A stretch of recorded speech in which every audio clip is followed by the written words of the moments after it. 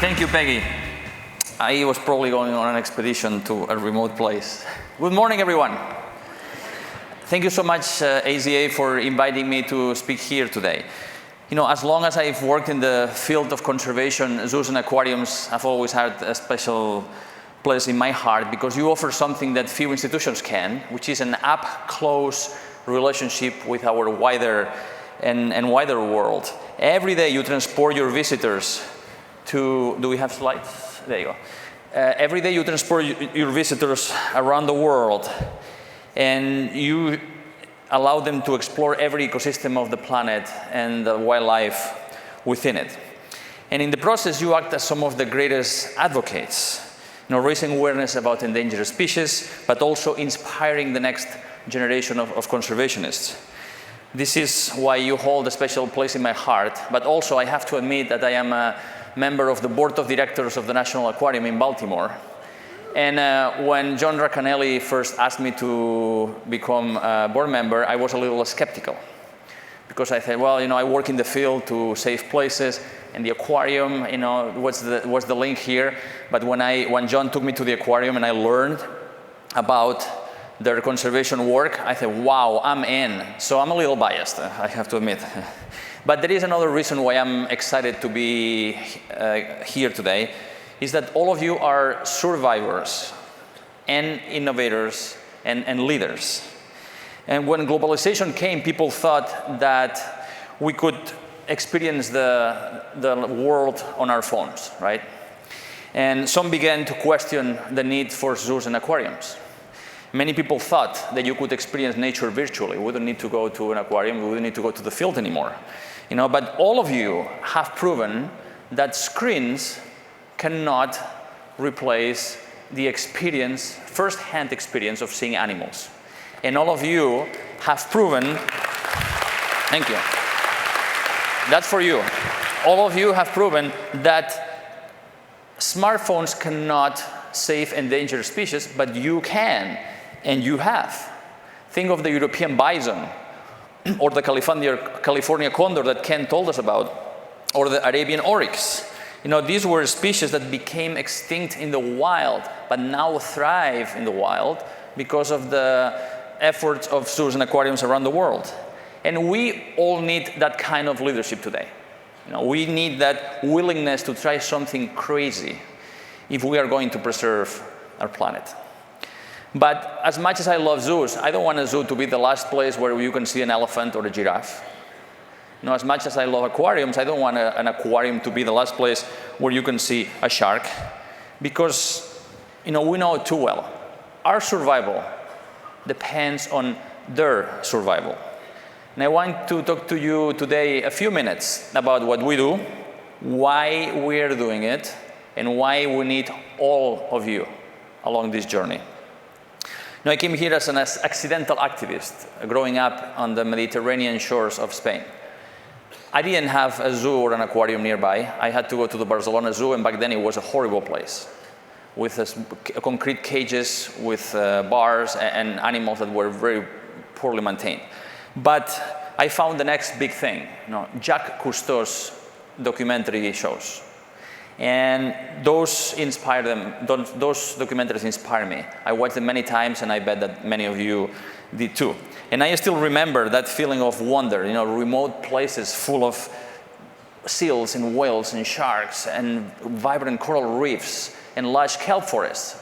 But when I went to swim in the Mediterranean of my childhood, there was none of that. All I saw was sea urchins and barren seafloor.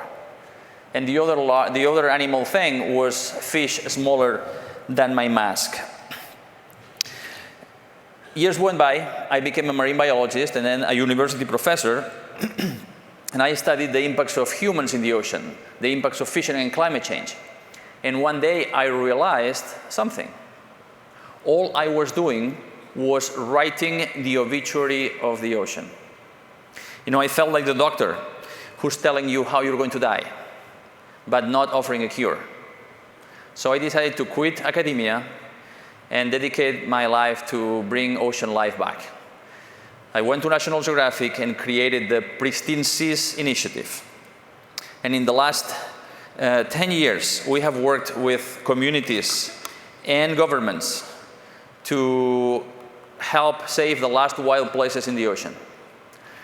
In the last 10 years, we have helped to protect 21 of the wildest places in the ocean, 21 marine reserves around the world, covering a total area over half the size of the United States. And that took a lot of education. These are the green places on the map. Now, we share our planet with 9 million species of plants and animals, and 1 trillion, with a T, trillion species of microbes. But science has described less than 2 million of them. And if we don't know who they are, we still know less about what they do. But what we do know is that without them, there is no us. The oxygen we breathe, the clean water we drink, the food we eat, it all depends on the work of other species. The natural world produces everything that we need for our survival for free. The entire planet is like a bank account where every day, every living thing makes a little deposit. We are the only species that always takes out of that account and rarely makes a deposit. And over the last century, we have been taking like never before. In May, the United Nations released a report warning that we might lose 1 million species within the next decades. We have become like the asteroid that killed the dinosaurs and created a mass extinction. We have transformed more than half of the surface of the land to feed ourselves, and we have replaced wild with domesticated. Today, 96% of the mass of mammals is us and our domesticated livestock. Only 4% is everything else, from elephants to tigers to panda bears. 70% of the birds are our domesticated poultry, mostly chicken. Only 30% are wild birds. And in the ocean, 90% of the large fish, tuna, sharks, cod, have been removed by us in the last century. And 93% of the fish stocks globally are either exploited to the limit, overexploited, or have already collapsed. What we know is that when animals and plants disappear, their ecosystems collapse. And those changes can have dramatic implications for our own society. That happened here in New Orleans. Ever since the region was settled by the French in the 1700s, people have built dams, set up embankments, and drained the marshes to tame and navigate its waters. Because of this, the wetlands in Louisiana began to disappear at a dangerously swift pace. Starting in the 50s, every hour, Louisiana was losing 1 football field of wetlands to the ocean. And scientists issue warnings about how dangerous this wetland loss could be. Without the wetlands, South Louisiana was especially vulnerable to storms and dangerous floods. And when Hurricane Katrina hit in 2005, you know what happened? These scientists were proven tragically right. One of the buildings that was hit the hardest by Katrina was the Audubon Aquarium next door. Despite the heroic efforts by Ron and aquarium staff, most of their animals perished. Fortunately, the aquarium was able to reopen its door a year after very serious repopulation and reconstruction efforts. That's why education is so important, to change the way we do things before tragedy happens in places like New Orleans or the Amazon. We've all watched in horror what happened in the Amazon in the last few weeks with the fires. But why should we care? The Amazon is one of the richest places on the planet. The Amazon is so rich because it produces its own rain. The trees absorb water from the ground, bringing it up to the leaves. Part of that water transpires, similarly to how we produce sweat. This massive amount of water vapor over the forest at one point condenses and creates rain, creating low pressure and drawing moist air from the Atlantic Ocean and creating this giant conveyor belt, a river in the sky. So the forest produces its own rain, which waters itself. But if we lost more than 20% of the Amazon forest, the forest wouldn't be able to produce enough rain. The climate would turn into a drier climate, and the forest would become a savanna. And over time, most of Brazil would become a desert. If you think the weather patterns of the last few years have been a nightmare, wait until we lose the Amazon.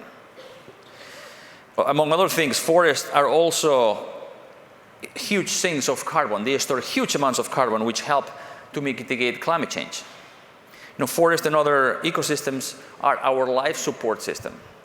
But we are unplugging our life support system for short-term gain. Instead of protecting these wild places, we are systematically destroying them. And the irony is that the fate of the species that our survival depends on is now in our hands. That's both good news and bad news. And here's the good news. We can save these places, and we can save ourselves. Now, all we have to do is to give these ecosystems the space they need to come back. If we let nature find a way, nature will find a way. And I know because I have seen it happen. And I'd love to give you an example. There is this little place called Cabo Pulmo in Mexico, in Baja California. In 1999, that place was an underwater desert. The fishermen were so upset with not having enough fish to catch that they did something that nobody expected. Instead of going after the last few fish left, they stopped fishing completely. They created a no-take marine reserve, a national park in the sea. We returned 10 years later, and everything had changed. What had been a barren landscape was now a kaleidoscope of life and color. We saw it come back to pristine in only 10 years. And even the large predators came back, like the groupers, the sharks, and the jacks. You can see this in Cabo Pulmo now every day. And you know who else is thriving? Those visionary fishermen who are now making far more money from tourism inside the reserve and fishing around it.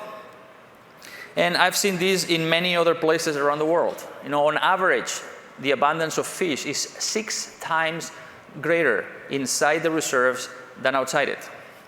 And once these reserves are repopulated with wildlife, then the tourists come in, and the economic revenue far offsets the fishing revenue. In the Great Barrier Reef, for example, that ecosystem brings in $5 billion to the Australian economy every single year. In the United States, every dollar that our government invests in our national parks produces a return of $10 that go through tourism mostly, that go to the local economy. But right now, not enough of our planet is protected. Now, how much do we need to protect? And this is what the research tells us. If we want to prevent the loss of 1 million species and the collapse of our life support system, if we want to avert climate catastrophe by staying below 2 degrees Celsius, we need half of our planet in natural state. Where do we stand now? Well, only 7% of the ocean is in implemented or planned protected areas. And only 2% of the ocean is fully protected from fishing or other activities. On the land, we're doing a little better, but still only 15% of our land is protected. Getting half of our planet to its natural state is going to require all of us doing all we can in every aspect of our lives. But if we want to get there, we need to commit first, together, to protecting at least 30% of our planet by 2030. If we can go from apex predators to apex protectors, then we have a chance. And this is the focus of our work today. It's an ambitious goal. Many will say it's impossible. People are telling me, oh, we need to produce more food, we need more land to do agriculture, and we need to fish more to feed the 10 billion people who are coming. But the thing is that we already produce food for 10 billion people. But we waste a third from the farm to the table and make senseless decisions along the way. If we get a little smarter about the way we eat, the way we farm, the way we fish, we can have both a healthy planet and a healthy food supply. Also, some people say it's too expensive. Well, we have estimated that a global network of protected areas covering that 30% of the planet would cost about $100 billion per year. Right? Wow, that's too much money. We don't have the money. Well, but think about this. Every year, the environment, our natural capital, provides $125 trillion, with a T, trillion dollars, in free services to the global economy every single year. That's more than the economic output that all of the countries of the world together. The forests purify the water that comes out of our taps for free. Trees in urban areas absorb 700,000 metric tons of pollution from the air every year for free. Pollinators, mostly insects and birds, fertilize 75% of our food crops around the world, feeding the world for free. And we are putting tons of resources into inventing miraculous technologies that are going to absorb carbon from the atmosphere. Well, we already have that technology. It's called trees. Our forests, grasslands, wetlands, and ocean habitats absorb half of our carbon pollution that we expel into the atmosphere every year. So when you think about it, $100 billion is a tiny price to pay to secure $125 trillion in free services to us, right? Besides, you know how much governments spend in subsidizing mostly destructive fishing practices around the world every year? $35 billion to perpetuate overfishing. And you know how much money goes to fossil fuels every year? Governments give $300 billion to fossil fuel companies before taxes every single year. And to this we have to add $5 trillion that society pays for the environmental and health costs of the burning of fossil fuels every year. And already our overuse of the natural world is costing us $6 trillion per year. And if we continue with the status quo, by 2050, the losses will be of $28 trillion. So this $100 billion doesn't sound too much, right? So in other words, the most expensive thing we can do right now is to keep sitting still. But here's the thing. If we protect our ecosystems, we'll generate far more value than if we destroy them. And look at New York City. In the early 90s, New York City needed to update its water treatment facilities.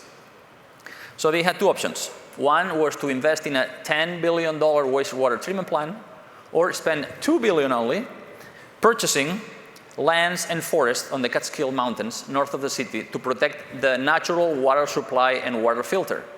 And guess what? Surprisingly, New York did the right and the cheapest thing. So right now, New York is known for having the cleanest tap water in the country. Or think about Vietnam. The government of Vietnam invested $1 million in restoring its mangroves, which protect the coast from flooding. That saved them $7 million per year just maintaining the dikes. Investment in green infrastructure versus gray infrastructure. And here in Louisiana, public officials and other organizations are launching amazing efforts to restore wetlands all across the state, to stop coastal erosion and rebuild these lands to protect the area from future floods.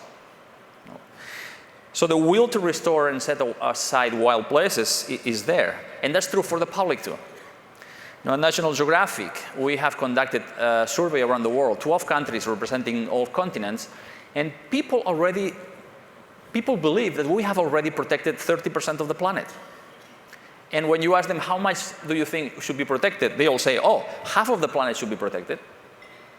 Overwhelmingly, around the world. And some countries have already done this. There are countries that have protected more than 30% of their land or waters. Germany, Venezuela, Chile, the UK. Countries have committed to do that, like France, or Belgium, Costa Rica. And even China has embarked in an ecological redlining exercise and committed to protect a quarter of their land and a third of their coastal waters. That's an area larger than Greenland. As for Greenland, actually on second thought, we've heard enough about Greenland these days, so let's not say anything. So the need is there. All that's left is for us to take action. And this is where you, all of you, the zoos and aquariums of the world and the trainers come in. Since it was founded, AZA has become a leader of the conservation movement, as we heard before from Dan and Ron and Ken. And you represent more than 230 institutions around the world. And the good thing is that you are putting your money where your vision is, right? It's incredible. I find it amazing that AZA every year spends $220 million on field conservation efforts that support over 2,600 projects in 13 countries.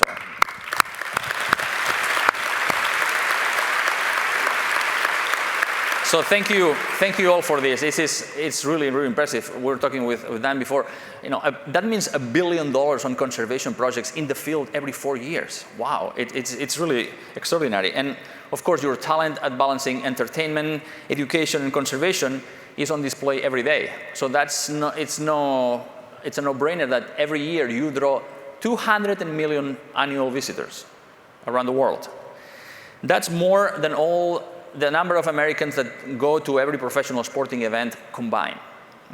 And here people love to go to sporting events. So 200 million people means 200 million opportunities to inspire wonder at our natural world.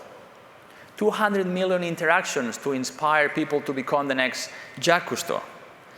200 million opportunities to teach people about the importance of wildlife and wild places. This is why we need you. The world needs you. The plants and animals that you shared with your audience with need you. And this is how you can have an extraordinary impact right now. In October next year, the countries of the world are going to meet at the Conference of the Parties, what's called COP15, of the UN Convention on Biological Diversity. This is the time and the place where the world is going to assess how much land and ocean we have protected and how much more space we are willing to give to nature. That conference in China in October 2020 should be like the Paris Climate Conference, only for nature. And without exaggeration, in October 2020 next year, the world is going to decide if we save the natural world and ourselves, or we accept the collapse of human society. That's why my hope is that at this conference here in New Orleans, we all commit to the importance of protecting 30% of our land and ocean by 2030. Now, I know that the National Aquarium has already endorsed this target, and we need, thank you, John, and we need the zoos and aquarium of the world to endorse it. And we need your 200 million annual visitors to call for this. Now, next year, we need to go to the United Nations and show 200 million signatures from around the world of people asking for more protection of the natural world, more protection of our life support system. Therefore, I beg you, the world begs you, life on Earth begs you, to ask your visitors to sign a petition to world leaders to agree to commit at least 30% of our planet by 2030 as a milestone on our way to half of our planet in natural state. It's very easy. You can send them to this website, globaldealfornature.org, where you can sign the petition. I hope that you all do this before you leave this room today and ask your visitors to join. Along the way, we must continue capturing the public imagination, sharing just why these species are so worth saving.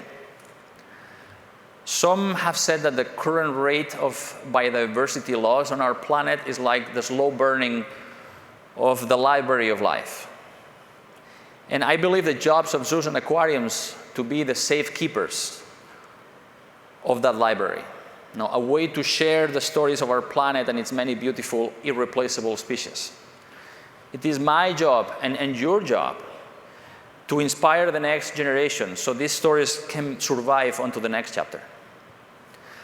We have one chance to get this right. And if we take it, then our biologists will no longer have to write the obituary of our ecosystems. Our children will not look at us disappointed and angry. Instead, they'll be able to enjoy a healthy and sustainable planet, one brimming with the flora and fauna that now we can see at your zoos and aquariums. I look forward to reading more stories like Cabo Pulmo or Vietnam or New Orleans. No, stories of resurgence, stories of renewal, stories of people coming across the world to work together to save that wonderful planet. Thank you.